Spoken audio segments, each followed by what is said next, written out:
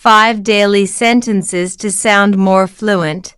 Want to sound more fluent in English in just 60 seconds? Let's practice. Instead of saying, I don't understand, say, I didn't quite catch that. Instead of, wait, say, just a moment, please. Instead of, I'm busy, say, I'm a little tied up right now. Instead of, what? Say, could you please repeat that? Instead of, it's difficult, say, it's a bit challenging. Small changes.